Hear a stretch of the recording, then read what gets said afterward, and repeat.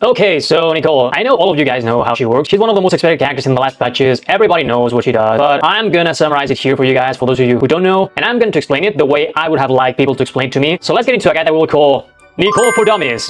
Let's get right into it. So let me make this simple. Have you guys heard about Bennett?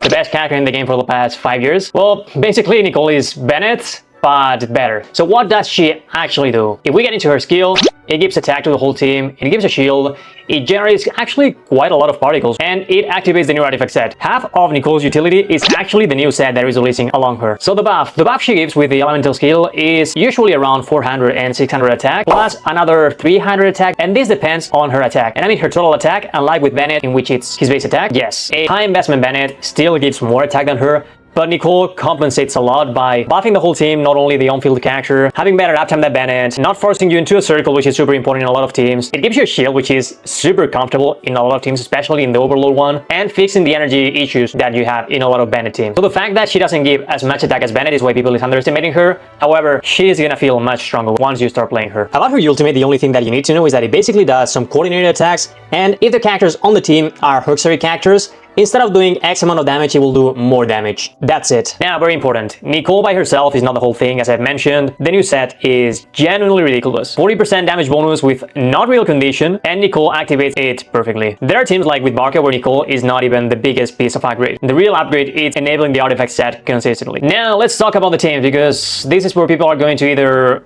overrate her or massively underrate her. Some of the teams where she is really good. Barca, I guess this is a surprise to nobody. Here in this team, you get the full attack buff, basically, the extra 300 attack, you get full body from the new set, you get the shield, which is important for Barca, and her burst actually matters here. This is one of the few teams, along with the other Hexery teams like Razor, Clay, etc., where it feels actually okay to use her burst. But really important, don't feel forced to get Nicole just for Barca, because as I've mentioned before, in Barca teams, it is even more important to get the new artifact set than Nicole herself. Nicole is an upgrade over Bennett in these teams, yes, she is. However, it is mostly because of how comfortable she is, more than about the damage that she offers. Other super improved teams by Nicole. Kinich. Nicole is great here too, because one of the biggest issues that Kinich has with Bennett is, first, the fact that he is restrained in the circle and Kinich moves a lot when he's doing his skills, and also the fact that he will have now a shield in these teams. He will be able to do more consistently the 5 cannons that he could not do before with Bennett a lot of times because they interrupted you. Damage-wise, it's about the same in this team, Bennett versus Nicole. However, due to you being able to do the 5 cannons more consistently, Nicole should feel much better and should give you better results. And for a lot of you guys, that difference is gonna be enough, because you're not gonna want to repeat again and again the abyss until you get a perfect run where you're not being interrupted. Other teams, I would say that any team that has strong off-field DPSs that do not get buffed by Bennett. In this case, the most important one would be, of course, the during off-field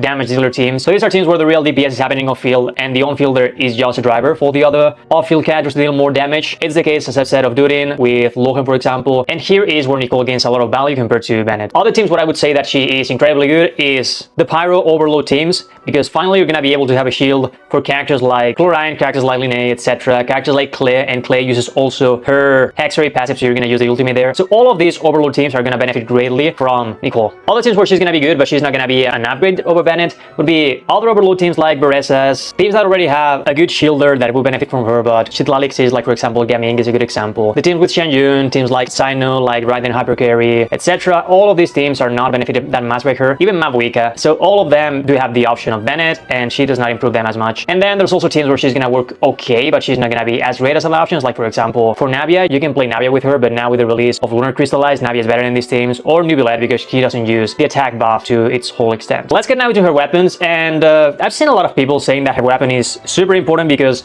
Nicole's buff has a hard cap of 4,000. A lot of people think that if you don't arrive to this 4,000, then she's not worth it, and that is not the case at all. This 4,000 is an aspiration to arrive to, but it's not like other caps where if you don't arrive, you're not doing great. No, so I would say Nicole has basically 4 options for weapon. First, you have her signature weapon. Yes, of course, it's gonna be the better option by quite a bit. However, support weapons are not that amazing. So if I were you guys, I would use my resources into getting the main DPS weapon instead of support weapons if you want to improve specific teams. Now here, Nicole is a special case for TTDS because, of course, she needs as much base attack as possible. However, the 48% attack buff is still so ridiculous. Like, TTDS is broken. So you're gonna use TTDS basically in 2 cases. That is case, in teams that you're gonna pass directly from Nicole to the carry comfortably, and in cases where your rotations are gonna be of about 20 seconds, so the buff of TTDS can be used in every single rotation. Where is Nicole gonna be able to do this? For example, in Barca teams, you're gonna go Durin, then Prune, then Nicole, and then Barca. So she's gonna be able to give the buff directly to him. Same with Kinich, even though depending on the rotation, it can be a bit more tricky. Teams like Chlorine, you're also gonna be able to use it. So in these kind of teams where you can go straight into the main DPS,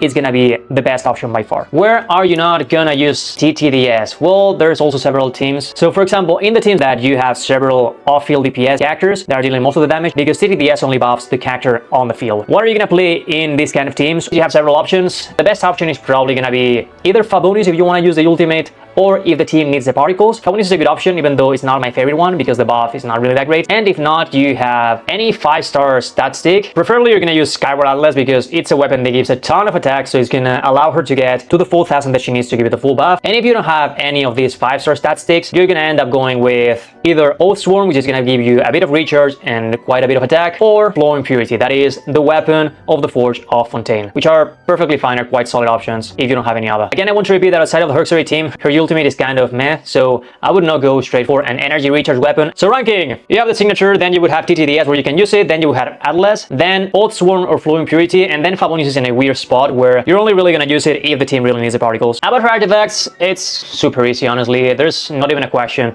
Always, new set, don't even think about it.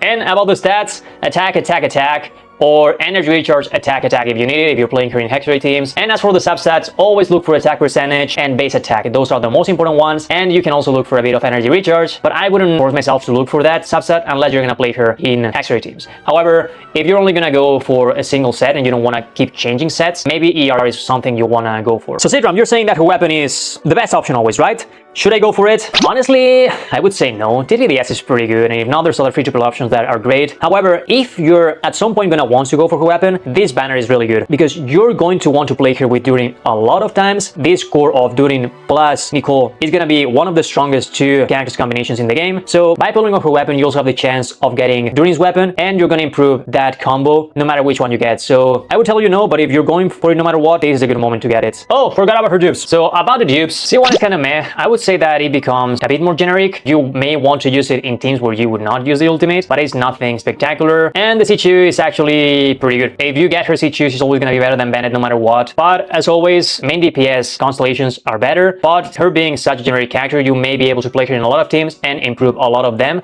not only a single team, by getting it. So it's not a bad option to go for it, honestly. However, I would not stay in the C1. The last thing that I wanted to mention to you guys is whether it's more worth it to go for dupes or for her weapon. If we just go straight 1-to-1, her C2 is much better than her weapon. C1 plus C2 is about a 30% increase in damage in all of the teams of Nicole, and the weapon is only a 10% increase, so that is a much higher increase. However, the C1 is not that great, and getting the C2 is much more expensive than getting her weapon. What is the thing that makes a difference in here? In the same banner, there's a character called Prune that, in case you guys don't know, is basically the best support for Barca. So if you're interested in improving Barca's team, I would have no doubt I will go for Nicole dupes because in the end the C2 is better and you will get Prune dupes in the way there. If you're not interested in Barca's teams and you don't have enough resources to get the C2, I would not risk it to get only the C1 and I would go straight for the weapon because, as I've said before, both Nicole and Durin's weapon are quite good. So final conclusions. I think Nicole is gonna end up being one of these characters that people underestimate at the beginning because she doesn't give as much buff as Bennett, and it doesn't scream something like, oh my god, this is her evolution to the meta is gonna be so much different from what we had before. No, you're gonna have slightly better teams than you had currently, but it's not gonna be a huge shift. However, once people realize how comfortable it is to have a shield, a Bennett that gives you a shield, I believe